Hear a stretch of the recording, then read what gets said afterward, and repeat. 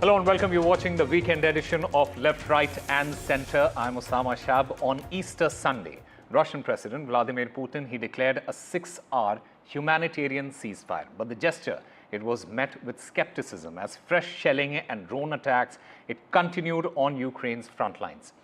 On the show tonight, we examine the complexities of this never-ending conflict, the challenges of trust building and the rare moments of diplomacy, including a significant prisoner swap between Ukraine and Russia. Can a temporary truce lead to lasting peace, or is it just a publicity stunt? We'll discuss the implications of Putin's move and the future of Ukraine-Russia relations. We explore the intricacies of this ongoing conflict and the quest for peace in a region that has been torn apart by war. We ask, will peace be resurrected after Easter pause? We'll go to the guests, but before that, let's take a look at this report. Russian President Vladimir Putin declared what he called a humanitarian ceasefire, a 6-hour Easter truce from Saturday evening to midnight. Руководствуясь гуманитарными соображениями, сегодня с 18:00 часов до 00 часов с воскресенья на понедельник российская сторона объявляет пасхальное перемирие. Приказываю на этот период. But even before the candles went out in Moscow's cathedral, fresh shelling was reported from Ukraine's front lines. Ukraine recorded 387 shelling incidents and 19 assaults during the hours Russia claimed to be observing a ceasefire. Ukraine's military confirmed that while activity has reduced, the fighting hasn't stopped. Explosions were heard in Russian-held Donetsk. Drone attacks hit Kherson. On Easter Sunday, Zelensky stood before Kiev's Saint Sophia Cathedral in a traditional embroidered shirt and gave a message of hope. Дорогі народи, нехай цей день настане. Година зла скінчиться. Прийде день життя, день миру, день України. День довжиною в століття. The timing of Putin's truce also raised eyebrows. It came a day after Washington issued an ultimatum: show progress in peace talks or the United States moves on. It also followed Russian claims of gains in Ukraine's incursion into Russia's Kursk region. Ukraine's foreign minister called the truce a headline grab, adding that real trust needs 30 days of silence, not just 6 hours of showmanship. While fighting raged, a rare moment of diplomacy, Ukraine and Russia completed one of the biggest prisoner swaps of the war. Over 500 soldiers exchanged, including wounded troops on both sides, with help from the UAE. But real peace still seems distant. But for now, what Russia calls a ceasefire, Ukraine calls camouflage. And peace still feels like a promise too fragile to trust. Rhythm Arcadia's report for NDTV World. Well, I'm currently joined by Tatiana Kukhareva, senior journalist, Kiev from Ukraine. I also have Olena Trigub, former director, Ministry of Economic Development and Trade of Ukraine. I also have Dr. Brahmachelani, strategic affairs expert from New Delhi. Let me go across to Olena first. I mean, how do you respond to Russia's claims of this humanitarian ceasefire, especially at the same time because Ukraine has recorded multiple shelling incidents during this particular period? Yes, absolutely.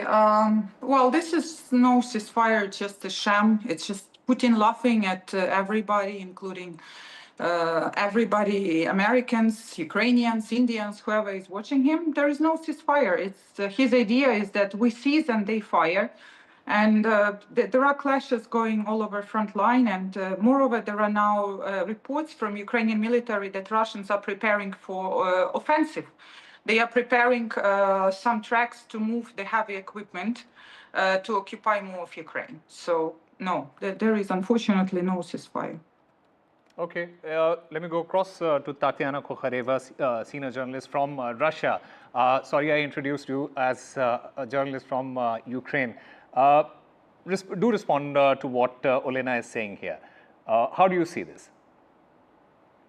Look, Osama, I think we need to clarify that what the president announced for our side, it doesn't necessarily concern Kiev at all. It's on our side, on humanitarian basis, for the holiday of Easter, which is one of the most sacred holidays that exist in the Orthodox Christian world.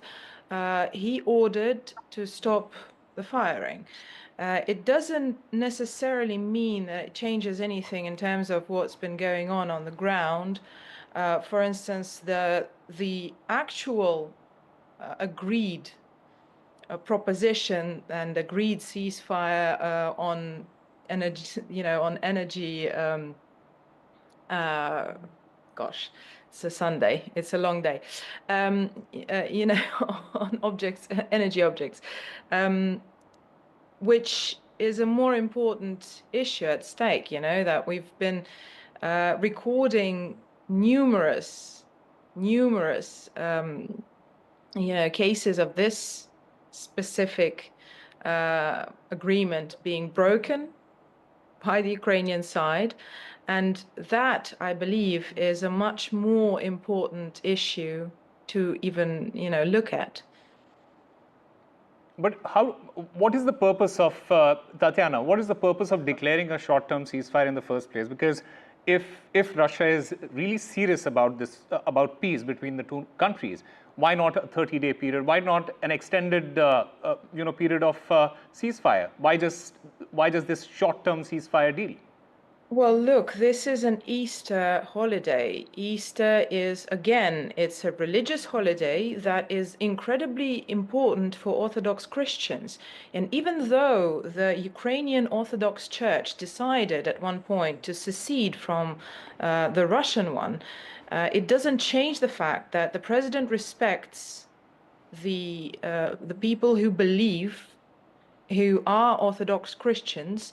And that was the only purpose of this order. It's not even a proposition. It's an order that he gave to our armed forces in order for those who believe and those who want to go to church and to stand, for instance, the mess, the stand during the night, and to celebrate the resurrection of Jesus Christ, to be able to do that. It was a purely humanitarian gesture because, as you can see, the pictures that you're showing, the president himself standing that service throughout the night in central Moscow, and millions and tens of millions of people did the same thing across Russia and Ukraine, and not only here, But Tatiana, aren't these Christians Christians enough on other days of the year? It sounds pretty bizarre when you say that. I'll take a response. Do you ask? Wait a second. Do you ask Hindu worshippers? Aren't they Hindu enough on the days that are not religious? No, because you made holidays? a point. You made a point that it is being done on a humanitarian basis. It is a festival. Is the reason why the ceasefire has been allowed. But why not extend it to a larger period?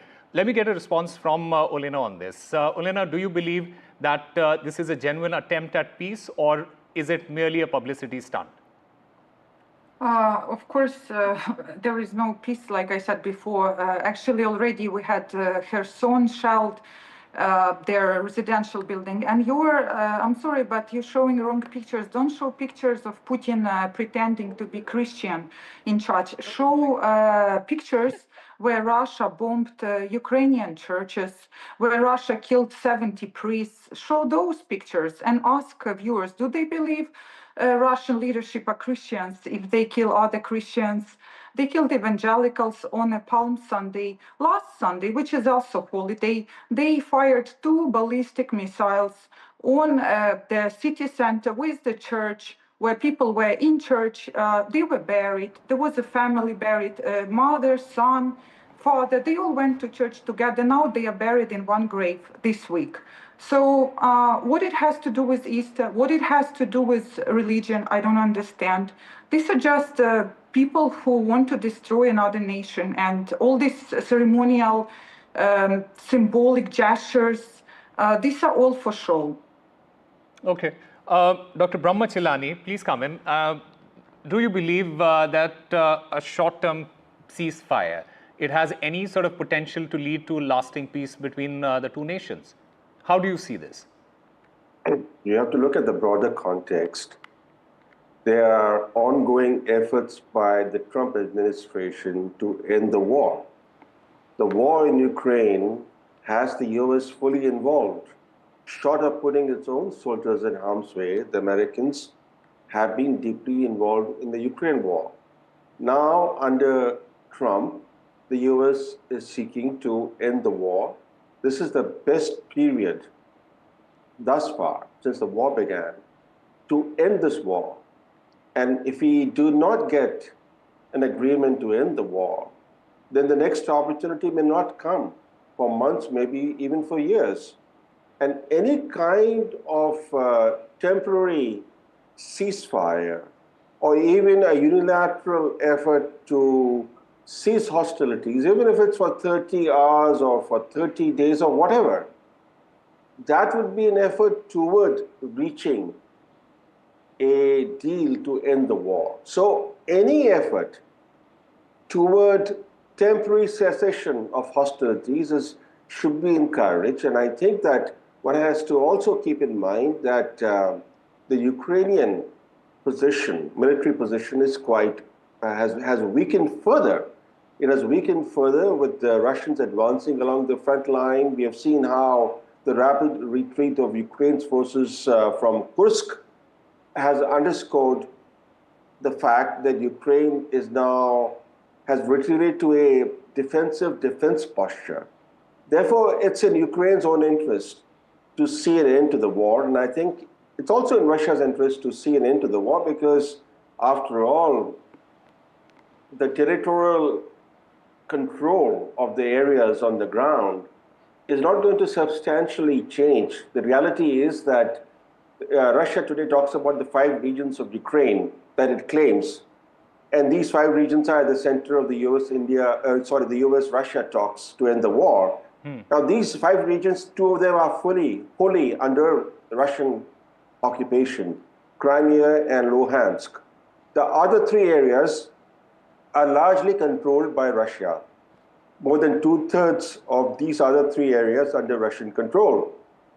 This territorial control will not change even if the war continues. So an early end to the war is in the interest of both Ukraine and Russia. Dr. Chilani, there is a lot of skepticism surrounding both the countries' intentions as far as this conflict is concerned. According to you, what steps and concrete steps can be taken in order to build that trust and create a more sustainable path to peace? See, there's no trust between Russia and Ukraine. We all know that. And there was no trust even between the US and Russia until the change of administration in Washington. Now, Trump is generally committed to ending the war. Now, Trump has portrayed his effort to end what he calls a savage conflict in Ukraine in altruistic terms. He says, for the good of the world.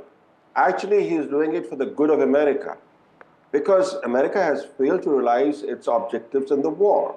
And more importantly, Trump realizes that America's main adversary is not Russia, it's China. So by ending the war in Ukraine, Trump wants to shift America's strategic focus from Europe to the Indo-Pacific, where China is located. So that is the real driver of the Trump administration's effort to end the war in Ukraine. And it's very important for the Trump team to build rapport with their counterparts in Moscow. And I think Trump-Putin equation is critical. At the same time, the Trump administration is using the Europeans to exert pressure on Ukraine, because the Europeans have more leverage over Ukraine than the Americans today.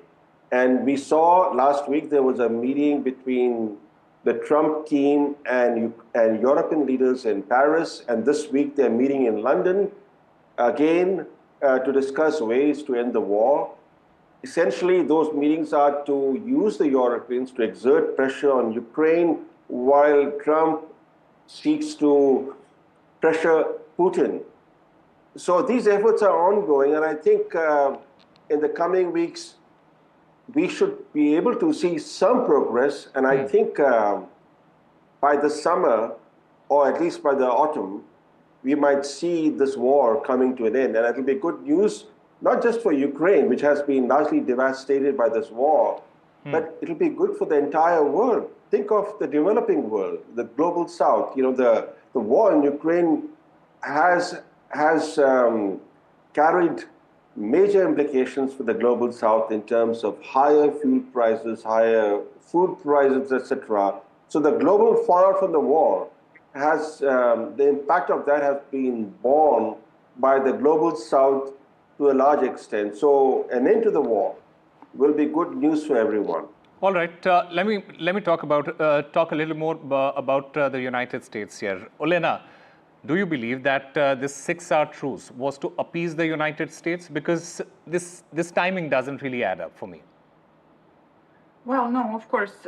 Trump is growing frustrated with his inability to end the war. And he will understand a very simple thing, that America cannot finish this war, because it's not America who started this war. Russia started this war, and only Russia will decide when they finish this war. Currently, Russia has no incentive, unfortunately, to finish this war.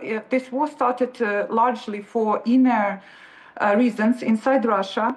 It's a dictatorship. Putin is a kleptocrat, and therefore, for him to justify his dictatorship, he needs to show that externally, outside Russia, there are enemies. He needs to invade territories. He needs to bring to Russian in 2014 Crimea to see that Russians, you are poor, I steal from you. However, look, I invaded Crimea for you. And now I'm invading 20% of Ukrainian territory for you. This is the logic of this war, internal logic about Putin's own ally, Prigozhin, before he died in an aviation crash was talking about. And this is why Russia has no incentive to stop it. For dictatorship, it's important to maintain war, to stay in power. Moreover, it's important for Russia now to keep the war economy going. Russia has rebuilt its war economy. Russia is paying huge money for Russians to go join the war, to go join the production of weapons. All that, it's a huge change if Putin would want to stop it. So I don't see why he would want to stop it. And Trump, unfortunately, doesn't have enough leverage over Putin because the Russian economy, even though it's getting worse, it's not something that America has in their hand where they can turn some switch and Russian economy would fail.